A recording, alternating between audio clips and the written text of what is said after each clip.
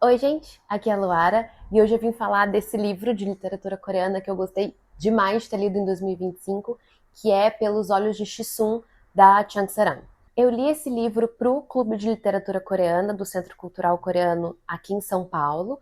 A gente tem encontros presenciais todos os meses e a gente discute, né, todo mês um livro da literatura coreana traduzido para o português, né, publicado no Brasil.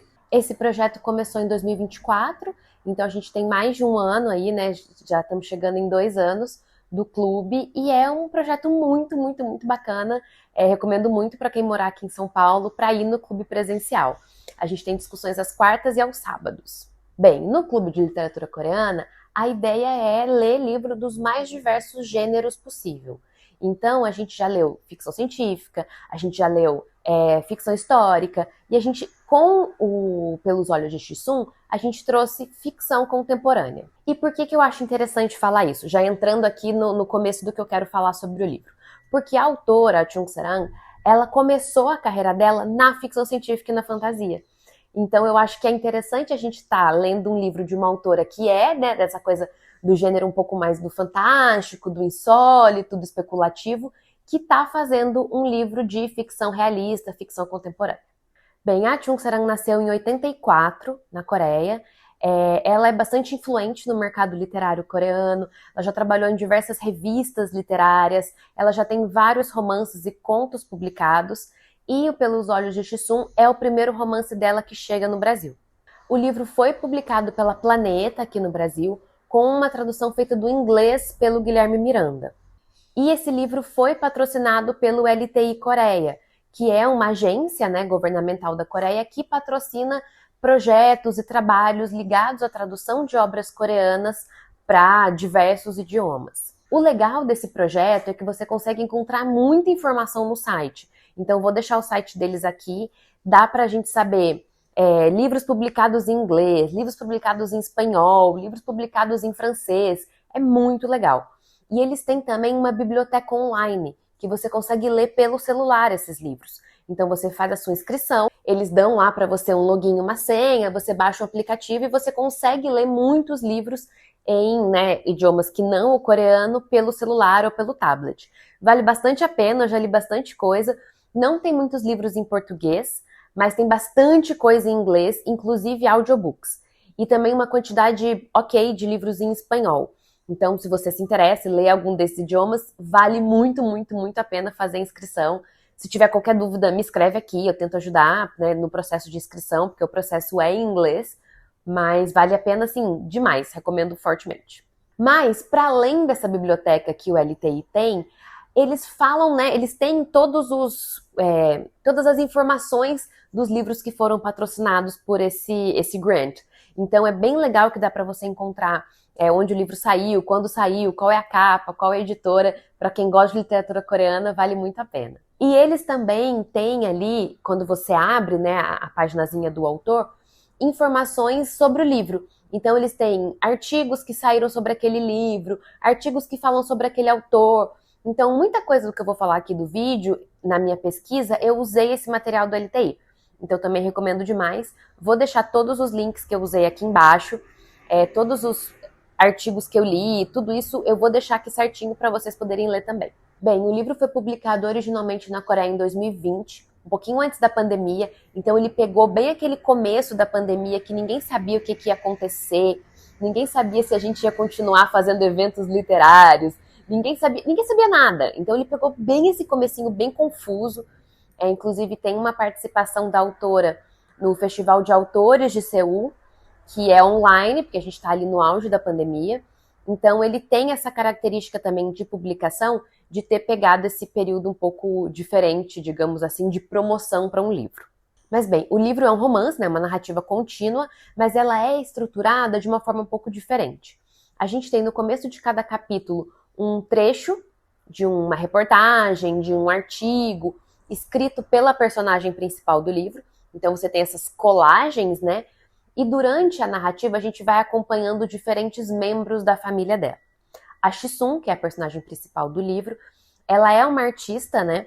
E uma artista inventada, tá, gente? Isso é bem importante, porque muita gente lê e acha que vai procurar depois se ela é uma artista de verdade. É totalmente ficcional. e ela passou por diferentes momentos históricos da Coreia. Então, quando a cidade dela é invadida, ela foge para o Havaí. Então, a gente tem esse período ditatorial ali da Coreia da segunda metade do século XX. Ela foge para o Havaí. Do Havaí, ela conhece um artista e ela vai para a Europa. Então, tem essa coisa da diáspora coreana, desses coreanos que estão em diversos países do mundo. E ela volta para a Coreia. Quando ela volta para a Coreia com o segundo marido dela, ela é esse personagem super diverso, distinto e que quer fazer as coisas do próprio jeito, que não quer seguir as regras, não quer seguir as tradições e vive a vida toda dessa forma. Ela, na criação dos filhos, na constituição dessa família, ela vive a sua própria verdade. E logo no começo do livro a gente sabe que ela já faleceu e os filhos estão pensando em fazer a Chesa, que é essa comemoração tradicional para os mortos. Ela nunca fez para a família dela, né, a personagem principal, a Jisung. E depois de 10 anos da morte, os filhos começam a pensar, talvez a gente devesse fazer uma homenagem para a mamãe. E aí, nisso, já filhos e netos, né, eles resolvem ir para o Havaí e fazer uma comemoração diferente, uma homenagem diferente. Então, é dentro desse começo de homenagem, desse começo de ideia de homenagem, que a narrativa vai acontecer. Então, a gente tem flashbacks, a gente tem os personagens contando o que está acontecendo na vida deles naquele momento, e a relação deles com a Jisung. A gente tem os próprios personagens aí dessa família se relacionando. Então, só nesse plot, né, só nessa explicação, acho que a gente já tem duas coisas muito interessantes. Que a gente passa por diversos momentos da história da Coreia, porque a gente vê a vida da Jisung, mas eu não diria que isso é um romance histórico, em absoluto, mas a gente passa por diversos momentos da história da Coreia. E 2, a gente vê como a Coreia contemporânea está lidando com esse passado, está lidando com essas mudanças da tradição. Então, para mim, esses 2 ganchos do livro são 2 ganchos muito fortes. Como você pode entender o que a Coreia contemporânea está olhando e vendo do que aconteceu no passado e o que ela quer para o futuro. Tem um artigo bastante legal em inglês que eu vou deixar aqui embaixo, da University of Korea, falando que ela estudou lá, né? E ela falando sobre como ela sempre se interessou por história e literatura, como ela gosta dessa mescla, né? E eu acho que isso aparece bem no Jisung. Ela tem essa coisa bastante interessante de trazer momentos históricos ou pinceladas históricas para uma narrativa que não é, de novo, não é um romance histórico, mas ela consegue meio que incluir esses detalhes que deixam o livro bem interessante. Como eu já falei, né, a autora ela é formada pela Universidade da Coreia e ela é muito influente no mercado editorial, no sentido que ela trabalhou em muitas revistas literárias na Coreia. O mercado coreano de revistas literárias é muito intenso, eles têm várias revistas e elas são meio que a chancela para o escritor virar um escritor de verdade, sabe? É muito comum, a gente tem uma autora coreana que eu gosto muito também, que é a Bora Chang, que ela fala como ela não ter tido nenhum conto aceito por essas revistas dificultou o começo da trajetória dela como escritora. Então a gente vê aí o peso que você ter um conto aceito nessas revistas, tem na ideia de literatura coreana. Então, a Changsarang ser editora de revistas é bastante interessante pra gente, porque mostra que ela tá inteirada no mercado, que ela sabe o que a literatura contemporânea coreana tá produzindo, e ela pega muito disso para fazer a sua própria literatura. Então, eu acho muito interessante a gente ver como esses aspectos vão se apresentando na obra dela. Então, para mim, o Pelos Olhos de Jisung traz muito dessas duas facetas da autora, que é esse interesse pela pesquisa histórica e esse interesse pela literatura contemporânea. Então ele meio que trava aí esses 2 interesses em um romance muito bem acabado. A própria personagem, né, a personagem principal desse livro, a Jisung, ela é coreana, então ela aprendeu coreano, ela aprendeu japonês durante a ocupação japonesa, ela vai para o Havaí e depois ela aprende alemão quando ela vai para a Europa. Então ela meio que está funcionando no meio desses idiomas, sabe? Ela meio que está funcionando no meio dessa confusão que foi a história contemporânea da Coreia. E é muito legal ver como a Changsarang, a autora, consegue trazer isso para a construção dessa personagem que já morreu. Lembrem-se que no começo do livro ela já morreu. Então a gente vê tudo isso em uma personagem que é construída através do relato dos outros e através do que ela deixou escrito. Para mim, essa montagem do livro é muito interessante. Então, a gente tem uma personagem que já morreu, mas ela é vista pelos outros e ela é vista pelo que ela mesma escreveu, que ela mesma deixou. E como isso reflete esse momento histórico bastante conturbado do país.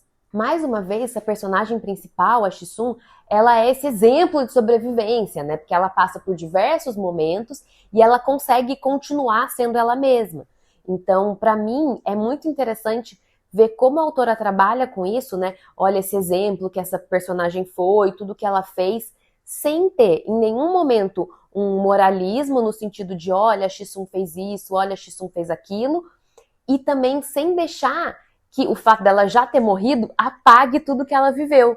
Então, é um romance, para mim, muito bem construído.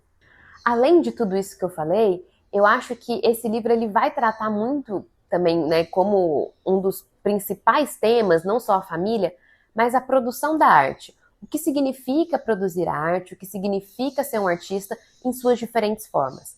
Seja nas artes plásticas, né, então seja fazendo um quadro, seja fazendo uma escultura, seja na arte da escrita, fazendo um romance, fazendo um livro de ensaios, seja restaurando quadros, como a gente tem um personagem, ele vai realmente trabalhar com diferentes formas e acepções da arte.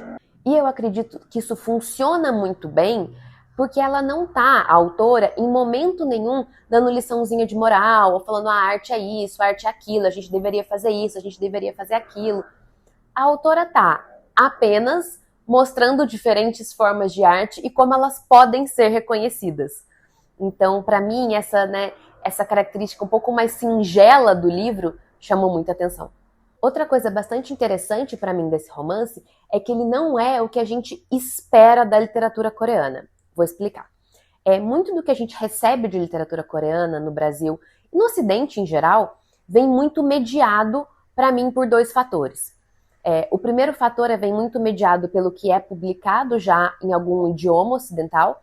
Então, se um livro ele é traduzido para o espanhol, é mais fácil que outros editores de outros lugares do mundo consigam ler. Ou se ele foi traduzido para o inglês, mais fácil ainda. Ou para o francês, mais fácil ainda. Para o italiano. Então, assim, a gente tem essa primeira barreira, que muitos editores não leem coreano, ou melhor, pouquíssimos editores leem coreano. Então, a gente precisa dessa, tradução para poder avaliar esses romances. Então, a gente tem essa primeira mediação. E, de novo, não digo que é uma mediação própria do Brasil, tá? Para mim, é uma mediação que acontece em todos os países do Ocidente. Então, a gente tem essa primeira mediação do idioma de tradução. E a gente tem uma segunda mediação, que é o que a gente espera da Coreia. Então, o que a gente espera que venha de literatura da Coreia do Sul? A gente espera que venha alguma coisa histórica, a gente espera que venha algum romance sobre a guerra da Coreia, a gente espera que venha alguma coisa sobre como as mulheres são oprimidas na Coreia, a gente espera que venha alguma coisa sobre a produtividade coreana, né? Como as empresas funcionam. Então, a gente tem algumas ideias pré-concebidas do país que meio que gestam o que a gente vai receber. Isso é normal, eu não acho que é uma característica exclusiva do Brasil para com a Coreia. Eu acho que isso acontece de todos os países para todos os países. Então, o Brasil também espera algo específico da literatura árabe no geral. O Brasil espera alguma coisa específica da literatura indiana. Os Estados Unidos esperam uma coisa específica da literatura brasileira. A França espera alguma coisa específica da literatura da Argentina. Vocês estão entendendo? A gente tem uma ideia de país que vai refletir no que a gente espera receber dessa literatura produzida nesse país. E para a Coreia, eu acho que uma das coisas que a gente espera é isso: guerra, sofrimento feminino e grandes empresas. De novo, não que isso não seja interessante, não que sejam bons temas para a literatura de qualquer país. Mas eu acho que a gente está tão acostumado a receber isso, que quando um livro, como Pelos Olhos de Shisun, fala de outra coisa, a gente fica até meio, peraí, mas isso é literatura coreana mesmo? Por que ele é tão diferente? E não é que ele é tão diferente. Ele é diferente do que a gente está acostumado a receber. E digo mais, agora que a gente tem as ficções de cura também vindo muito forte, tem mais essa expectativa também da Coreia. e Pelos Olhos de Shih-sun não se encaixa em nenhuma dessas características que a gente espera da literatura coreana. Para mim, isso é um ponto muito positivo para o livro, isso é um ponto muito positivo para a Planeta, que foi a editora que trouxe esse livro, que é você trazer uma coisa inesperada, você trazer uma coisa que trata de temas muito contemporâneos, muito caros, muito importantes da literatura coreana, mas que não são necessariamente o que você esperaria. Então, assim, esse é um romance que ele teve uma boa saída internacional. Eu vou colocar aqui os países para os quais ele foi traduzido e as datas certinha. Mas ele é um romance, por exemplo, que ainda não saiu em inglês. É louco pensar nisso, né? Que enfim, o inglês é uma língua que traduz bastante literatura coreana. E a gente não tem ainda o Pelos Olhos de Shih-sun traduzido para o inglês. Então eu acho bastante interessante a gente ver esse movimento de por que esse livro não saiu ainda em língua inglesa, seja nos Estados Unidos, seja na Inglaterra. Né? O que está acontecendo? Será que ele não é o que é esperado? Será que não é o que as editoras estão procurando para trazer de literatura coreana para o público anglófono? Né? Eu acho que tem coisa aí que a gente pode pensar um pouquinho quando a gente está analisando um livro como Shih-sun. Bem, eu gostaria muito que todo mundo lesse Pelos Olhos de Shih-sun. Se você já leu, vamos conversar. Se você ainda não leu e quer ler, volta depois pra gente conversar. Mas eu quero muito fazer uma série de vídeos sobre literatura coreana. É um tema que eu gosto muito, é um tema que eu tô lendo bastante. Então esse é só o primeiro vídeo dessa série que eu pretendo fazer, indicando, falando, conversando sobre literatura coreana traduzida para o português. Então, se alguém tiver alguma dúvida, alguma ideia, alguma sugestão, estou mais do que aberta, porque é um tema do qual eu gosto muito e do qual eu quero falar sempre. É isso, gente. Até o próximo vídeo.